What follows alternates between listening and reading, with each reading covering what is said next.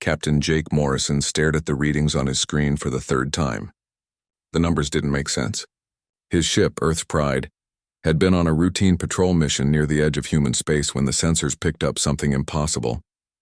"Lisa, come take a look at this," Jake called to his science officer. Lieutenant Commander Lisa Rodriguez walked over to his station, her dark hair tied back in a neat ponytail. She had been studying star charts in the navigation area when Jake's voice interrupted her work. "What am I looking at, Captain?" she asked, leaning over his shoulder to see the display. "Energy readings. But look at the size of whatever is generating them." Lisa's eyes went wide. The object on their sensors was huge.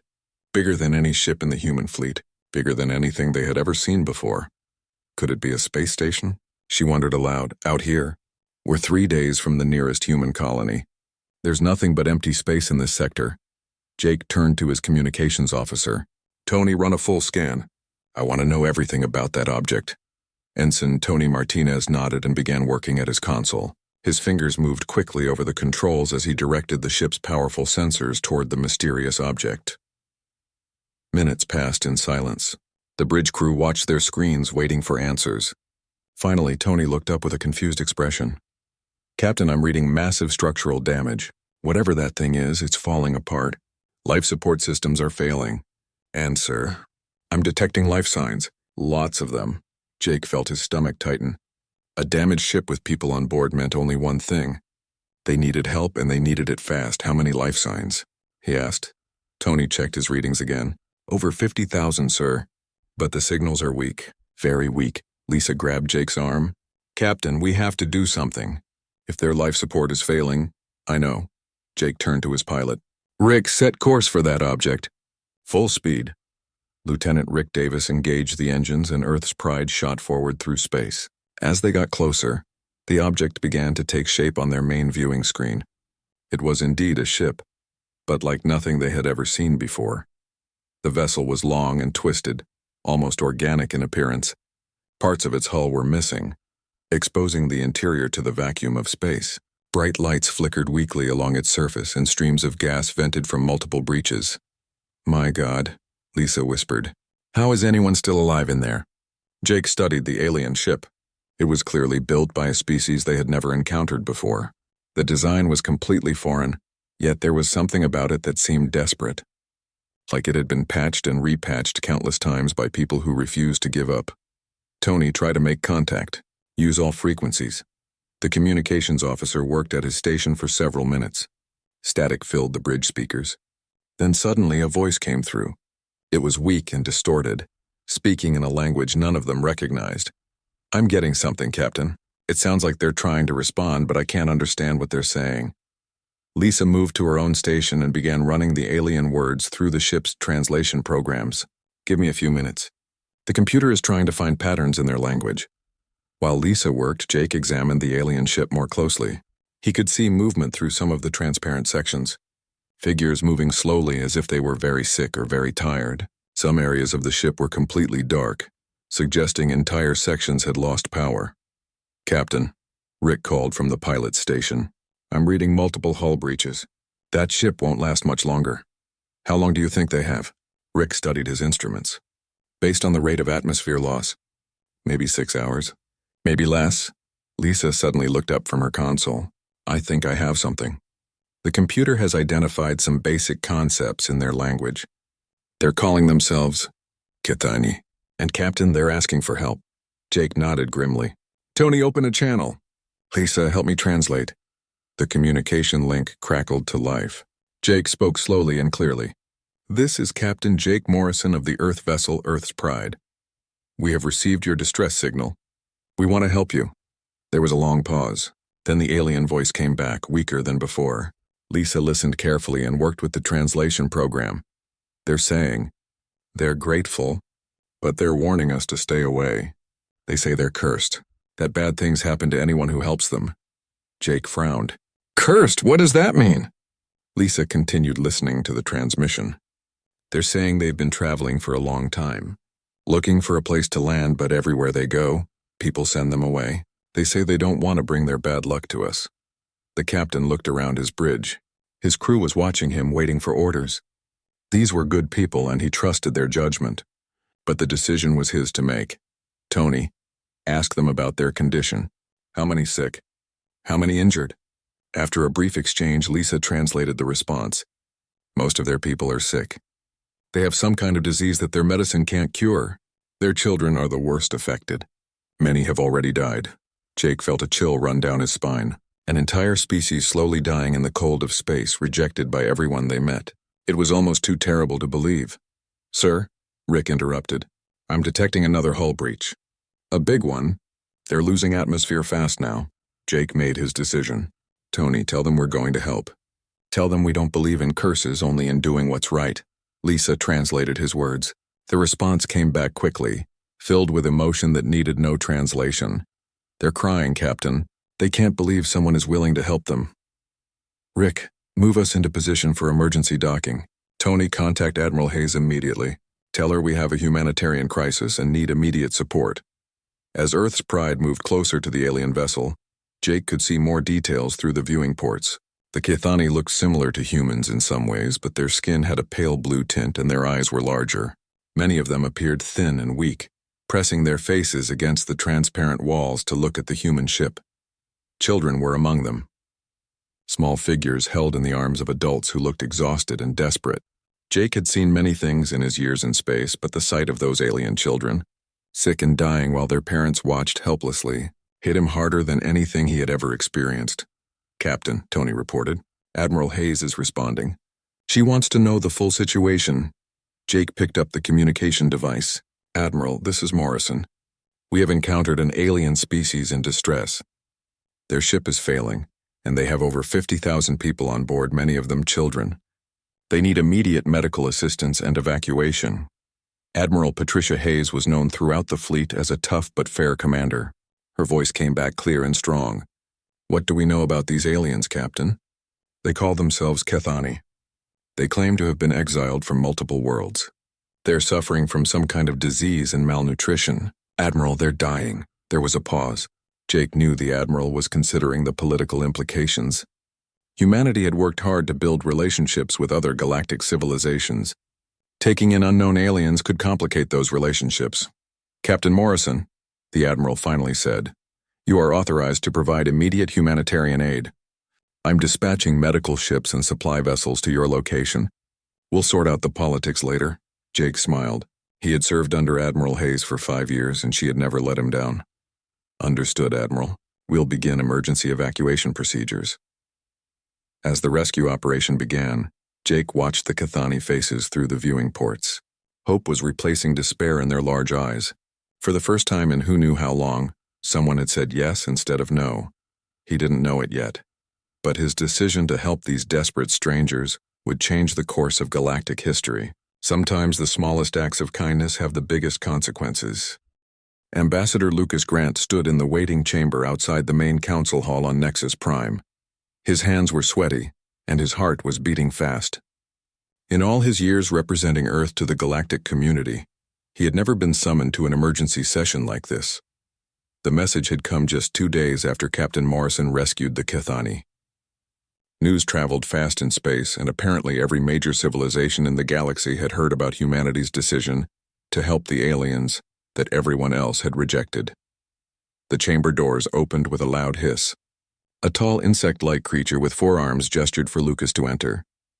This was one of the Zephyrian attendants, part of the hive mind species that helped run the council's daily operations. Lucas walked into the main hall and immediately felt small. The room was enormous, with seats arranged in a circle that rose up toward a domed ceiling. Representatives from dozens of alien civilizations filled the seats, their various forms creating a rainbow of colors and shapes. At the center of the circle sat Council President Thexara, an ancient being that looked like a cross between a tree and a piece of living crystal. No one knew exactly how old Thexara was, but rumors said the president had been alive when the first galactic government was formed thousands of years ago. Ambassador Grant. Thexara's voice echoed through the chamber without the president moving what might have been a mouth. You will explain your species' recent actions. Lucas cleared his throat.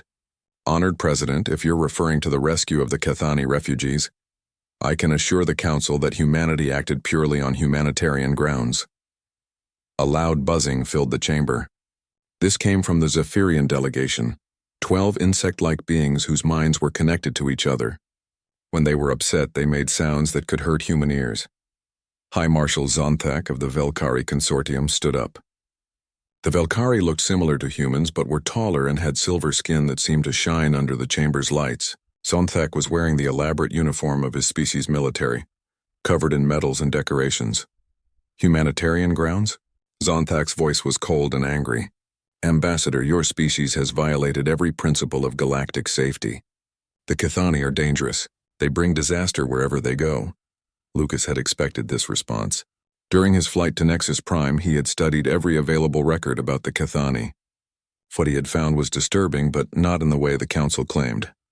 High Marshal, I have reviewed the historical records. Yes, there have been incidents on worlds where the Kathani lived, but I found no evidence that they caused these incidents. No evidence? Another voice joined the argument. This came from Speaker Velthara of the Shardek Collective. The Shardek were beings made of living crystal, and when they spoke, their voices sounded like wind chimes. We have documented proof of disasters following Kathani presence for over 300 years. Velthara activated a holographic projector. Images filled the air above the council floor. Lucas saw scenes of destruction, cities in ruins, planets covered in disease, entire civilizations collapsing. Behold, Velthara continued, the world of Kepler 7. The Kathani arrived seeking refuge. Within 2 years, a plague killed half the population. The mining world of Asteroid Base 12 welcomed Kathani workers. 6 months later, the entire facility was destroyed in an explosion. More images appeared. Wars, natural disasters, economic collapses. Each time, according to the Shardek records, the Kathani had been present shortly before the catastrophe. High Marshal Zonthak spoke again. The pattern is clear, Ambassador. Wherever the Kathani go, death follows. This is why the Galactic Council declared them persona non grata 15 years ago. They are not allowed to settle on any council world. Lucas studied the images carefully. Something about them bothered him, but he couldn't quite figure out what it was. High Marshal, these records show correlation, not causation. Just because disasters happened after the Kathani arrived doesn't mean they caused them. The buzzing from the Zephyrian delegation grew louder. One of their queens, her insect head crowned with jeweled ornaments, spoke in the harmonic voice that all Zephyrian royalty used. Human ambassador, you speak of things you do not understand. We have racial memories stretching back millennia. Our ancestors knew the Kathani in the ancient times. They were called the Cursed Ones, the harbingers of sorrow. Wherever they walked, suffering followed. President Thexera raised what might have been a hand, and the chamber fell silent. Ambassador Grant, the concerns of the council members are not without foundation. The Kathani have been associated with catastrophic events throughout recorded galactic history. Your species has acted without consulting this body, and now you have potentially exposed your worlds to whatever force causes these disasters. Lucas felt sweat running down his back. He had hoped for a more reasonable response from the council, but it was clear that their minds were already made up. President Thexera, humanity requests time to study this situation more carefully. We believe there may be explanations for these events that don't involve supernatural curses. Supernatural? High Marshal Zonthak laughed, but the sound held no humor. Ambassador, we are not primitives who believe in magic. We are advanced civilizations with sophisticated science. But sometimes science reveals truths that are difficult to accept. The High Marshal activated his own holographic display. This time, Lucas saw detailed scientific readouts and statistical analyses. Our scientists have calculated the probability of so many disasters occurring randomly around Kathani settlements. The odds are approximately 14 million to 1 against it being coincidence. Lucas studied the numbers. They were impressive, but something still felt wrong about the whole situation. President Thexera spoke again. Ambassador Grant, the Galactic Council has reached a decision. Your species has 30 standard days to remove the Kathani from human space. If you fail to comply, humanity will face complete isolation from the galactic community. The words hit Lucas like a physical blow. Isolation meant no trade, no scientific exchange, no diplomatic relations. Humanity's expansion into space depended on cooperation with other civilizations. President Thexera, surely the Council can reconsider. These people are refugees. They're dying. How can we turn our backs on beings in need? Speaker Velthara's crystal form seemed to shimmer with anger. How can you risk the lives of billions for the sake of a few thousand cursed beings? Ambassador, your species' reputation for emotional decision-making is well known, but this goes beyond poor judgment. This is dangerous stupidity. The Zephyrian Queen buzzed in agreement. The human tendency toward irrational compassion has been noted in our psychological profiles of your species. But compassion without wisdom leads to destruction. Lucas felt anger rising in his chest.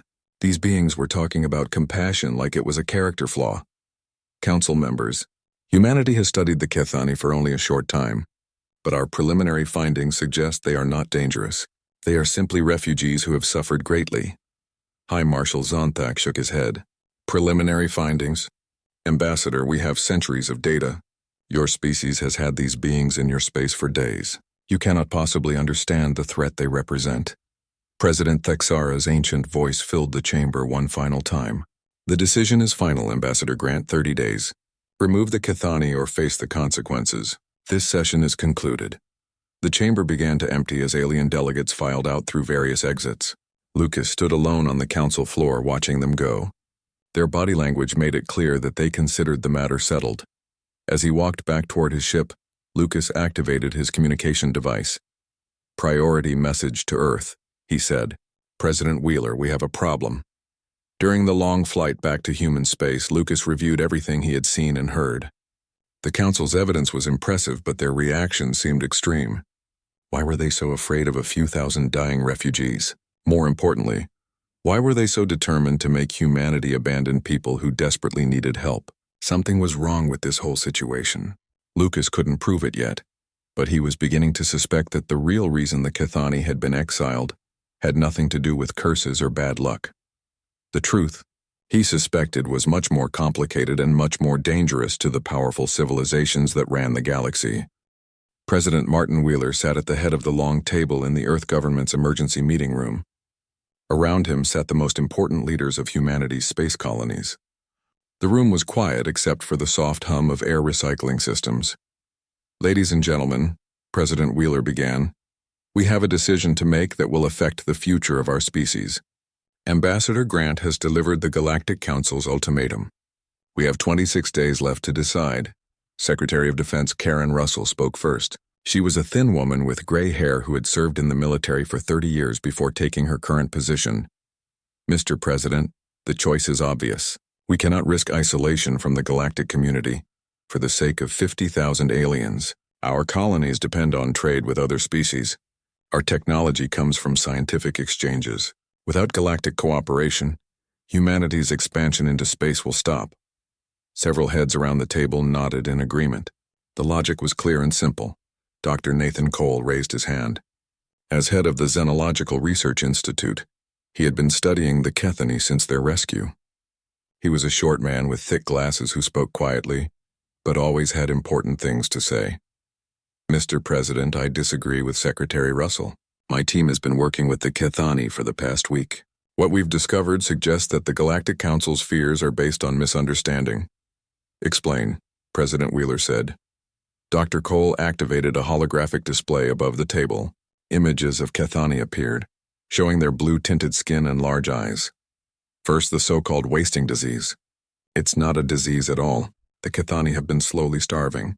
Their digestive systems are different from ours, and they haven't been able to process the limited food they could synthesize on their ship. We've already developed nutritional supplements that are helping them recover. The images changed to show Kathani children who looked healthier than they had during the rescue. Second, we've been analyzing the historical records the Council presented. The pattern of disasters following Kathani settlements is real, but the timing is wrong. Secretary Russell frowned. What do you mean, wrong? The disasters didn't happen after the Kathani arrived. They happened before. In every case we've studied, the Kathani came to worlds that were already in trouble. They were trying to help, not cause problems. President Wheeler leaned forward. Are you saying the Galactic Council lied to us? I'm saying they may have interpreted the data incorrectly, or... Dr. Cole paused. They may have had reasons to want the Kathani gone that have nothing to do with curses. Before anyone could respond, an aide entered the room and whispered something to the president. Wheeler's face grew serious. We have an urgent report from Admiral Hayes. There's been an incident. Admiral Patricia Hayes appeared on the main screen via video link from her flagship. Her uniform was wrinkled and she looked tired. Mr. President, 3 of our outer colonies have reported attacks by unknown raiders. The attackers used hit-and-run tactics and disappeared before our patrol ships could respond. No one was killed, but several supply depots were destroyed. Do we know who's responsible? Secretary Russell asked. The attack ships use technology we don't recognize, but intelligence suggests they may be operating with Galactic Council approval. This could be their way of pressuring us to abandon the Kathani. President Wheeler rubbed his temples. The situation was getting more complicated by the hour. Admiral, what's the status of the Kathani integration? Admiral Hayes smiled for the first time during the call. That's actually good news, sir. The settlements we've established are working better than expected. She activated her own display, showing images from various human colonies. On New Colorado, a mining world, the Kathani detected an earthquake that our sensors missed. Their warning gave us time to evacuate the main settlement. We saved 8,000 lives. The images showed humans and Kathani working together to repair earthquake damage. On Green Valley, our agricultural planet, Kathani botanists have helped our farmers increase crop production by 40% while using half the water. They understand plant biology in ways we never considered. More images appeared, showing vast green fields and humans learning new farming techniques from their alien neighbors. On Frontier Station, a Kathani engineer named Telvik solved a power distribution problem that our technicians had been working on for months. Their understanding of energy flow is remarkable. Dr. Cole nodded enthusiastically. Admiral Hayes is right, Mr. President. The Kathani aren't bringing us bad luck. They're bringing us knowledge and abilities we never knew existed. Secretary Russell looked unconvinced. That's all very impressive, but what about the bigger picture? Even if the Kathani are helpful, can we afford to lose all contact with the rest of the galaxy? Director Peter Walsh, who ran Earth's agricultural programs, spoke up. Karen, I've seen the reports from Green Valley. The techniques the Kathani are teaching us could revolutionize farming throughout human space. We're talking about ending food shortages on dozens of worlds. And I've studied their engineering approaches, added Dr. Cole. Their technology is different from ours, but in some ways it's more advanced. We could learn things that would take us centuries to discover on our own. President Wheeler stood up and walked to the large window that showed Earth below. The planet looked peaceful from space, but he knew that billions of people were counting on him to make the right decision. Admiral Hayes, what's your personal assessment of the situation? The Admiral didn't hesitate. Mr. President, I've been in space for 25 years. I've seen a lot of different species, and I've learned to judge people by their actions, not their reputation. The Kathani are good people who have suffered greatly. They're grateful for our help, and they're working hard to contribute to our communities. She paused, then continued with conviction. More importantly, sir, they're people in need. If we abandon them now because other species threaten us, what does that say about who we are as human beings? Secretary Russell shook her head. Patricia, I respect your opinion, but we have to be practical. Humanity has responsibilities to our own people first. Karen, President Wheeler said quietly, what good is ensuring humanity's survival if we lose our humanity in the process? The room fell silent. Everyone understood the weight of the decision they were facing. Dr. Cole spoke again. Mr. President, there's something else. My team has been working closely with Kathani scientists, particularly their chief healer, Telmara. She's mentioned several times that her people have abilities that go beyond what we've seen so far. What kind of abilities? She won't give details, but she's hinted that they can sense things that other species cannot. Patterns in natural events, social changes, even what, Doctor?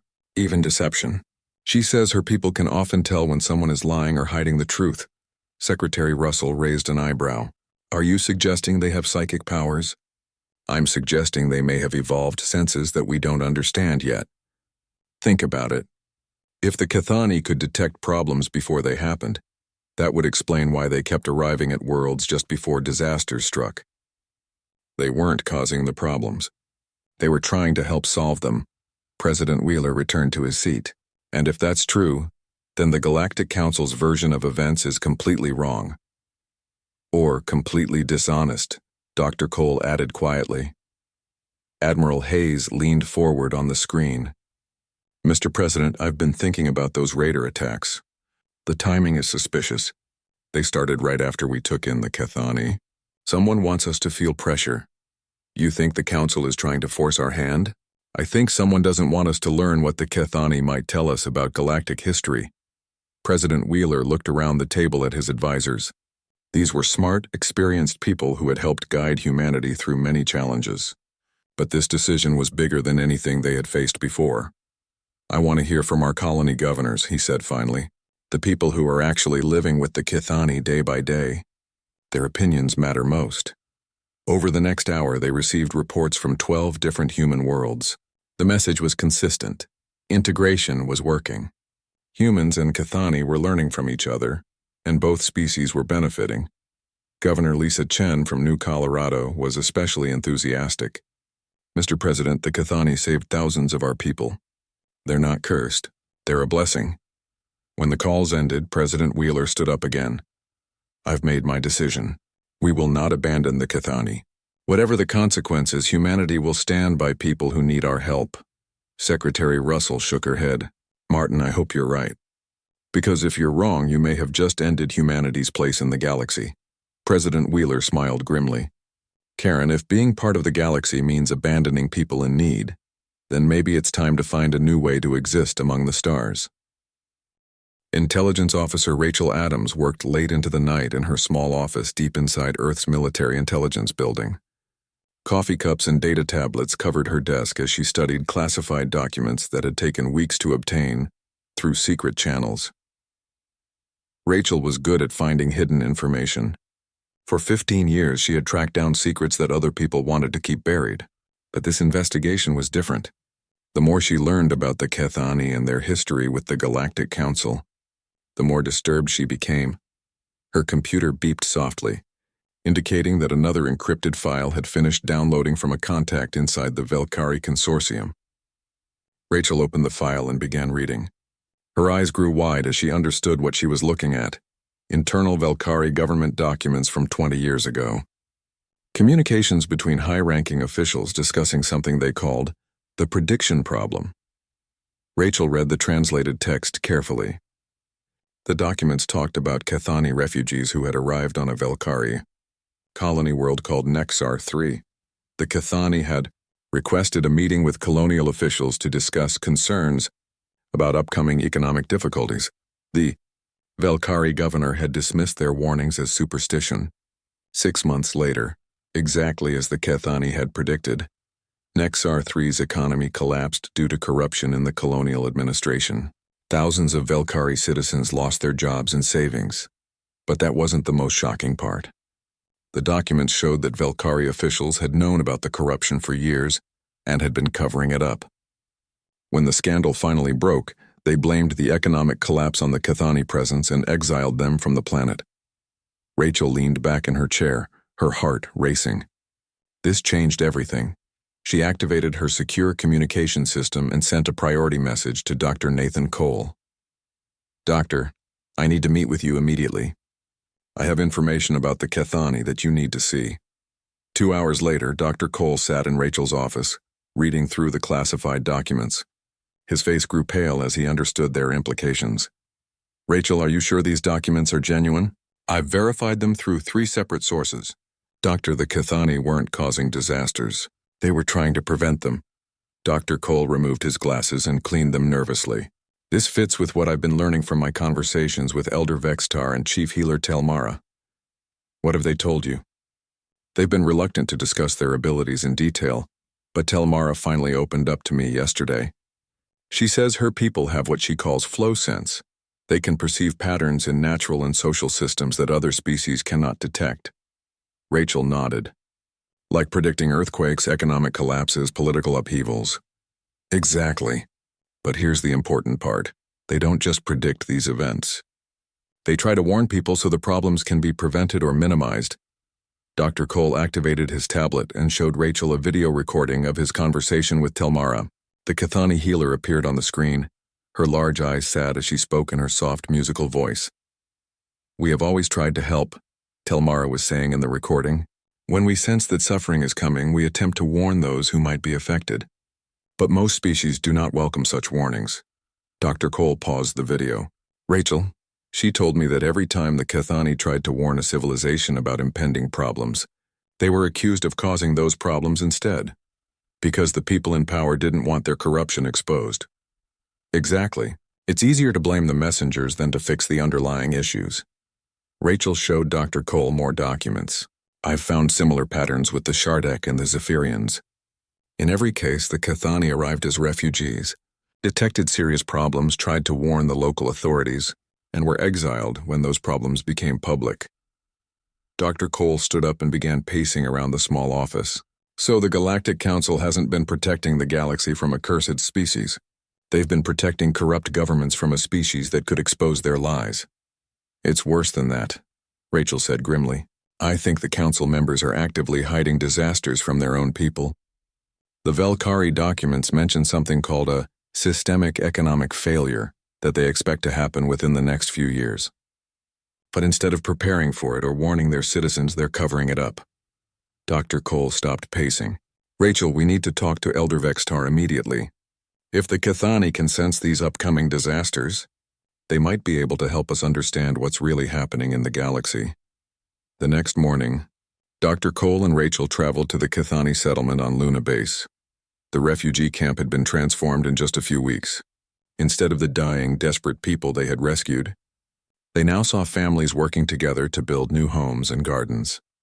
Kathani children played games with human children, their laughter echoing through the dome-covered settlement. Adults from both species worked side by side on construction projects and farming experiments. Elder Vextar met them in the settlement's community center. The elderly Kathani leader moved slowly, but his large eyes were alert and intelligent. He wore simple robes that reminded Rachel of clothing worn by Earth's ancient philosophers. Dr. Cole, Officer Adams, I understand you have questions about my people's abilities. Dr. Cole nodded. Elder, we've discovered that the Galactic Council may have been lying about why your people were exiled. We think they were afraid of what you might reveal about their governments. Vextar sighed deeply. You have learned the truth that we have carried as a burden for generations. Yes, Dr. Cole, your suspicions are correct. The Elder activated a holographic display that showed a complex web of interconnected lines and patterns. This is how we perceive the flow of events in the galaxy. Social systems, economic networks, political structures. They all create patterns that most species cannot see. But we can. Rachel studied the display. What are you seeing now, Elder? Many things. The Velkari Consortium's economy will collapse completely within 18 months. The corruption has spread too deep to be corrected. The Shardek are facing a plague that will affect their crystal network structure. They know about it but are hiding the information from smaller Shardek communities. Vextar manipulated the display, and new patterns appeared. The Zephyrian Hive Queens are losing control of their worker castes. A rebellion is building that will tear apart their entire social system, and the Galactic Council leadership knows all of this is coming. Dr. Cole felt a chill run down his spine. They're going to let their own people suffer rather than admit they were wrong about your species. Worse than that, Vextar said sadly. They are actively preventing solutions. Every time we tried to help, we were silenced or exiled. How many lives could have been saved if people had listened to our warnings? Rachel leaned forward. Elder, what do you see when you look at humanity's future? Vextar smiled for the first time since the conversation began. That is why we have hope for the first time in generations, Officer Adams. When we look at humanity's patterns, we see something remarkable.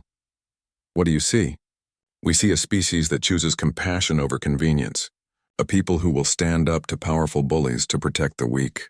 Humanity's pattern is not one of corruption and deceit like the major galactic powers. It is a pattern of growth, learning, and genuine cooperation. Dr. Cole stood up excitedly. Elder, would you be willing to share this information with President Wheeler? If we can prove that the Council has been deliberately hiding disasters from their own people, we could change everything, Rachel finished. We could offer the Kathani's abilities to the smaller civilizations that are being oppressed by the major powers. Vextar nodded slowly. My people have waited for generations to find someone who would listen to our warnings, instead of blaming us for delivering them. If humanity is willing to stand with us against the lies of the powerful, then yes, we will share everything we know. As they prepared to leave Luna Base, Rachel felt a mixture of excitement and fear They had uncovered a conspiracy that reached to the highest levels of galactic government. But they also had a chance to change the course of galactic history. "Doctor," she said as their shuttle headed back to Earth, "do you think President Wheeler will believe all this?" Dr. Cole looked out at the stars through the shuttle's viewport. "Rachel, President Wheeler chose to help desperate refugees even when the most powerful civilizations in the galaxy threatened us. I think he'll understand exactly what we need to do. And what's that? We're going to expose the truth, all of it. And we're going to offer the smaller civilizations something the major powers never would. Honest warnings about the disasters that are coming, and real help in preparing for them." Rachel smiled grimly. "The Galactic Council isn't going to like that." "No," Dr. Cole agreed. "They're not. But I have a feeling that a lot of other species are going to be very interested in hearing what the Kathani have to say." 6 months after President Wheeler's decision to protect the Kathani, the galaxy was in chaos. Everything Elder Vextar had predicted was coming true, and the major civilizations were struggling to maintain control. Captain Jake Morrison stood on the bridge of his ship, now called the New Hope, watching rescue operations on the planet below. The Velkari colony of Nexar 7 was in complete economic collapse, just as the Kathani had foreseen. But this time, instead of suffering alone, the colonists had received advance warning. "Captain," his communications officer reported, "we have confirmation from the surface. The evacuation of the financial district is complete. No casualties." Jake nodded with satisfaction. 3 weeks ago, Elder Vextar had sensed the approaching economic disaster. Unlike previous warnings that had been ignored or suppressed, this time people had listened. The human Kathani Joint Fleet had arrived with supplies and evacuation ships before the crisis hit. "Any word from the other rescue operations?" Jake asked. "Commander Phillips reports success at the Shardak Crystal Farms.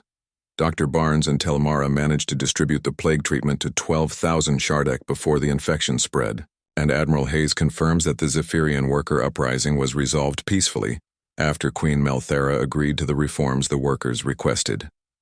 Jake smiled. It had taken months of careful work, but humanity and their Kathani partners had proven their point. The disasters weren't caused by curses or bad luck. They were preventable problems that could be solved if people worked together instead of hiding the truth. The bridge doors opened, and Ambassador Lucas Grant entered. He looked tired but pleased. "Captain, I have news from the Galactic Council session." "Good news or bad news?" "Both. The bad news is that High Marshal Zonthak is still demanding sanctions against humanity. He claims our rescue operations are interfering with internal galactic affairs." Jake shook his head. "And the good news? 17 minor civilizations have formally requested to join our alliance of free worlds. They want protection from council policies and access to Kathani predictive abilities." This was exactly what President Wheeler had hoped for. Instead of bowing to council pressure, humanity had gone on the offensive. They had offered the Kathani's help to any civilization that wanted honest warnings about potential problems. The response had been overwhelming. Smaller species that had been bullied by the major powers for centuries were eager to join an alliance based on cooperation instead of domination. Dr. Susan Barnes appeared on the main screen via communication link. She was currently on the Shardak homeworld, working with Telmara to treat the crystal plague that the Shardak leadership had tried to hide. "Captain, I have an update on our medical breakthrough. The treatment we developed isn't just curing the Shardak plague. It's actually making their crystal network stronger and more efficient." "That's wonderful news, Doctor. But there's more. Working so closely with Telmara and other Kathani healers has enhanced my own diagnostic abilities. I'm starting to sense patterns in biological systems that I never noticed before. It seems humans can learn to develop similar abilities when we work closely with the Kathani." This was another unexpected benefit of the alliance. Human scientists, engineers, and doctors who worked alongside Kathani partners were developing new skills and insights. The partnership was making both species stronger. Jake's thoughts were interrupted by an urgent communication from Earth. "Captain Morrison, this is President Wheeler. Please report to the secure channel immediately." Jake moved to his private office and activated the encrypted communication system. President Wheeler appeared on the screen along with Dr. Nathan Cole and Elder Vextar. "Jake, we have a situation. Council President Thexara has requested a private meeting. The President wants to negotiate." Jake raised an eyebrow. Negotiate what? They gave us an ultimatum 6 months ago and we ignored it. Dr. Cole leaned forward. That's just it, Captain. The ultimatum failed. Instead of isolating us, the Council's threats have pushed dozens of civilizations toward our alliance. They're losing control of the political situation. Elder Vextar spoke in his calm, wise voice. Captain Morrison, I have sensed great turmoil in the patterns around the Council leadership. President Thexara is facing challenges to authority that have not occurred for thousands of years.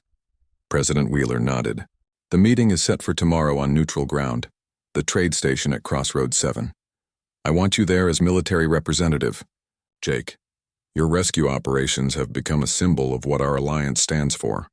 The next day, Jake found himself in a small conference room on Crossroads 7, one of the oldest trading posts in the galaxy. The station was neutral territory where different species could meet safely. President Thexara arrived exactly on time. The ancient being moved slowly but with dignity, accompanied by only 2 guards. Jake was surprised by how old and fragile the Council president looked. President Wheeler, Captain Morrison. Thexara's voice was quieter than Jake remembered from the Council chamber. I come to speak honestly about the situation our civilizations face. President Wheeler gestured to a chair. We're listening, President Thexara. The ancient being settled into the specially designed seat. I must begin with an admission that is difficult for one of my age to make. The Galactic Council has been wrong about the Kathani. Jake and President Wheeler exchanged glances. This was not what they had expected. We have known for many years that the Kathani possessed unusual abilities. What we did not understand was the nature of those abilities. We saw them as a threat to stability when they were actually trying to help maintain it. President Wheeler leaned forward. President Thexara, are you saying the Council knew the truth about the Kathani all along? Not the full truth, but more than we admitted. The major civilizations were afraid that Kathani predictions would expose problems we preferred to keep hidden. It seemed easier to exile them than to face the changes their warnings might require. Jake felt anger rising in his chest. President Thexara, thousands of people died because you ignored their warnings. Entire civilizations collapsed because you covered up problems instead of fixing them. The ancient being's form seemed to dim with sadness. You are correct, Captain. And now we face the consequences of our choices. The disasters we tried to hide have become too large to conceal. The Velkari economy has collapsed completely. The Shardek plague has spread to 47 worlds. The Zephyrian civil war threatens to tear apart their entire species. President Wheeler spoke carefully. What are you proposing, President Thexara? A new arrangement. The Galactic Council formally recognizes the Alliance of Free Worlds as an equal partner in galactic governance. In exchange, we request access to Kathani predictive abilities to help address the crises facing our civilizations. Jake couldn't believe what he was hearing. You exiled them for trying to help and now you want their help? Captain Morrison, I understand your anger. But consider this. If we continue to oppose each other, millions of beings throughout the galaxy will suffer. If we work together, we can prevent much of that suffering. President Wheeler was quiet for several minutes, thinking. Finally, he spoke. President Thexara, humanity will consider a partnership, but it comes with conditions. First, the Kathani must be formally cleared of all charges and recognized as a valued galactic species. Second, the Alliance of Free Worlds maintains complete autonomy in our operations. And third, any civilization that wants to leave the old council structure to join our alliance must be free to do so. President Thexara's ancient form seemed to shimmer with what might have been relief. Those conditions are acceptable. 3 months later, Jake stood in the same conference room where the agreement had been signed. But now it was filled with representatives from over 60 different civilizations. The Alliance of Free Worlds had grown beyond anyone's expectations. Elder Vextar stood at the center of the room, no longer a refugee but an honored advisor to dozens of species. Beside him stood President Wheeler and President Thexara, working together to coordinate relief efforts across the galaxy. The old Galactic Council still existed, but it was now just one voice among many in a more democratic galactic government. The major civilizations had been forced to share power with smaller species they had previously ignored. Dr. Barnes and Telmara had established medical centers on 40 worlds, training doctors from multiple species in the enhanced diagnostic techniques they had developed together. Commander Phillips oversaw engineering projects that combined human technology with Kathani insights to solve problems that neither species could have tackled alone. Most importantly, children from dozens of species played together in schools throughout Alliance space, learning that cooperation was stronger than domination and that helping others was more important than protecting yourself from imaginary threats. Jake watched a group of human and Kathani, children working together on a science project, their different abilities complementing each other perfectly. One of the human children looked up at him with bright, curious eyes. Captain Morrison, Telvar says her people can sense when storms are coming. Can humans learn to do that too? Jake smiled. I think humans can learn to do a lot of things when we have good teachers and open minds.